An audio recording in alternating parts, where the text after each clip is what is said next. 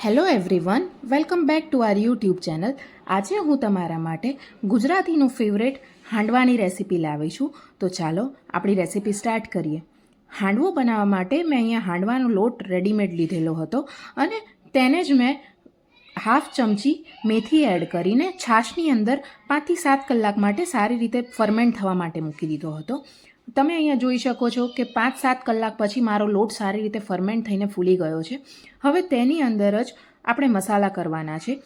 તો અહીંયા આગળ મેં પહેલાં 2 ચમચી જેટલા આદુ મરચાં એડ કર્યા છે.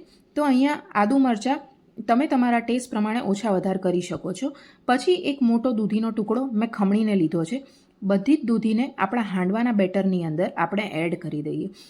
હાંડવાની અંદર દૂધીનો ટેસ્ટ ખૂબ જ સરસ લાગે છે. તેનાથી આપણો હાંડવો પોચો થાય છે અને સોફ્ટ થાય છે. એટલે અહીંયા આગળ મેં એડ કર્યું છે.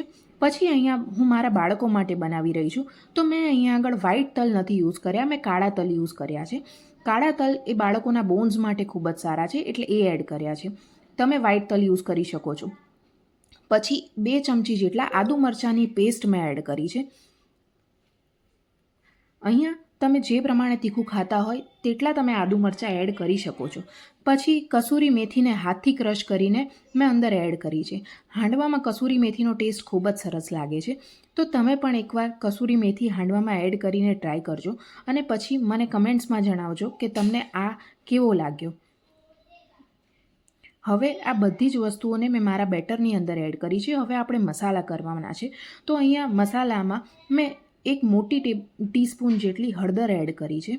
હળદર એડ કરીને તમે અહીંયા લાલ મરચું પણ એડ કરી શકો છો, પણ મેં એડ નથી કર્યું. હું અહીંયા આગળ પીળો જ હાંડવો બનાવી રહી છું, એટલે મેં અહીંયા આગળ લાલ મરચું નથી એડ કર્યું. તમે એડ કરી શકો છો.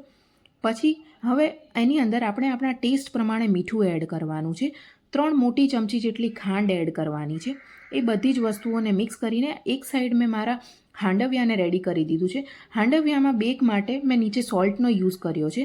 ઘણા લોકો એ માટી પણ યુઝ કરતા હોય છે, પણ મેં અહીંયા આગળ કુકિંગ માટે સોલ્ટનો યુઝ કર્યો છે. હાંડવિયાની અંદર મેં અહીંયા આવી રીતે આપણે તેલ યા ઘી કોઈ પણ વસ્તુ યુઝ કરી શકીએ છીએ. મેં અહીંયા ઘીનો યુઝ કર્યો છે. આવી રીતે હાંડવિયામાં જ્યારે તમે ઘી અપ્લાય કરો છો તો આપણો હાંડવો જલ્દીથી છૂટો પડી જાય છે, તે ચોંટી નથી જતો. એટલે મેં અહીંયા ઘીનો યુઝ કર્યો છે. હવે અહીંયા આગળ સ્વાદ પ્રમાણે મીઠું, 3 ચમચી જેટલી ખાંડ, એ બધું જ એડ કરીને એકવાર આપણા હાંડવાના બેટરને સારી રીતે એડ કરી દઈએ. અહીંયા આગળ હાંડવો પોચો થાય એ માટે 1/4 ટીસ્પૂન જેટલું આપણે અહીંયા આગળ કુકિંગ સોડા એડ કરવાનો છે. એના લીધે આપણો હાંડવો પોચો થાય છે. આ બધી જ વસ્તુઓને સારી રીતે મિક્સ કરવાની છે અને સાઈડમાં મેં વઘારની તૈયારી કરી દીધી છે. તો ચાલો એ જોઈ લઈએ. અહીંયા મેં ઘી અને તેલનો મિક્સ કરીને વઘારમાં યુઝ કર્યું છે. ઘીનું પ્રમાણ મેં થોડું વધારે રાખ્યું છે. ઘીની અંદર 2 ટેબલસ્પૂન જેટલી રાઈ એડ કરી છે. હવે અહીંયા સાઈડમાં બેટરમાં મેં 1/4 ટીસ્પૂન જેટલું કુકિંગ સોડાને એડ કરી દીધો છે. વઘારની અંદર સૂકા લાલ મરચાં, લીમડાના પાન, એ બધી જ વસ્તુ આપણે એડ કરી શકીએ છીએ. એ બધી જ વસ્તુઓને અને હિંગ, એ બધી વસ્તુને એડ કરીને આ વઘારને આપણે આપણા હાંડવામાં એડ કરવાનું છે લાસ્ટમાં. પહેલાં આપણા હાંડવાના બેટરને આપણે સારી રીતે ફરીથી એકવાર 2 મિનિટ માટે સારી રીતે વિસ્ક કરી દઈએ. અહીંયા હાંડવાના બેટરની અંદર જ મેં થોડા લીમડાના પાન એડ કર્યા છે. આનાથી ટેસ્ટ ખૂબ જ સરસ લાગે છે. ત્યાં સુધી વઘારની અંદર મેં હળદર પાવડર એડ કર્યો છે. જ્યારે તમે વઘારમાં હલ્દી પાવડર એડ કરો છો તો એનાથી હાંડવાનો કલર ખૂબ સરસ આવે છે. એટલે વઘારમાં મેં 1/2 ટેબલસ્પૂન જેટલી હલ્દીનો પાવડર એડ કરી દીધો છે. એ તમે અહીંયા આગળ જોઈ જ શકો છો. હવે આપણા હાંડવિયામાં સોજીને મેં ચારે બાજુ સારી રીતે પાથરી લીધી છે કે જેથી આપણો હાંડવો નીચે ચોંટી ના જાય અને જ્યારે બની જાય એ પછી જલ્દીથી છૂટો થાય. હવે આપણું બધું જ હાંડવાનું બેટર મેં એની અંદર ટ્રાન્સફર કરી દીધું છે.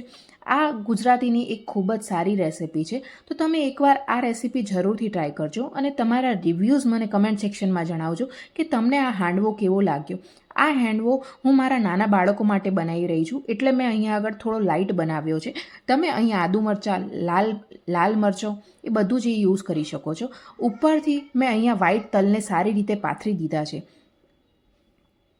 જે તમે અહીંયા વિડીયોમાં જોઈ શકો છો. હવે એ બધી જ વસ્તુઓને અને તલને સારી રીતે પાથરીને પછી આપણો વઘાર જે આપણે રેડી કર્યો હતો એ અહીંયા ઉપર જ આપણે સ્પ્રેડ કરી દેવાનો છે. એટલે હાંડવો આપણો લુકમાં એકદમ સરસ લાગશે અને તેના ઉપર ખૂબ જ સારી રીતે આપણો વઘાર સ્પ્રેડ થઈ જશે. તો ચાલો વઘારને આપણે અહીંયા હાંડવાના બેટરમાં એડ કરી દઈએ. આ રીતે ફરતી રીતે મેં એને એડ કરી દીધો છે. અહીંયા આગળ મેં ઉપરથી 1 ટેબલ સ્પૂન જેટલું ઘી પણ હાંડવામાં એડ કર્યું છે, જેથી હાંડવામાં ઘીનો ટેસ્ટ ખૂબ જ સરસ લાગે છે. એટલે મેં અહીંયા આગળ 1 ટેબલ સ્પૂન જેટલું ઘી ઉપરથી એક્સ્ટ્રા એડ કરી દીધું છે. આ ઘી એડ કરવાનું કમ્પ્લીટલી ઓપ્શનલ છે. જો તમારે એડ ના કરવું હોય તો તમે આ સ્ટેપ સ્કીપ કરી શકો છો.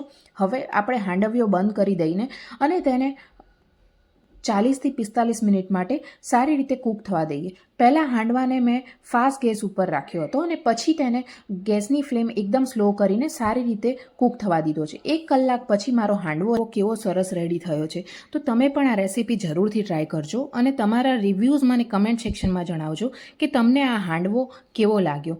આ હાંડવામાં આપણે કાળા તલ, વ્હાઈટ તલ બધું જ યુઝ કર્યું છે, ઘીમાં કર્યો છે, જે બાળકો માટે ખૂબ જ સરસ છે. તો તમે એકવાર ટ્રાય કરો અને મને તમારા રિવ્યૂઝ કમેન્ટમાં જણાવો. Please like, share and subscribe my channel. Thank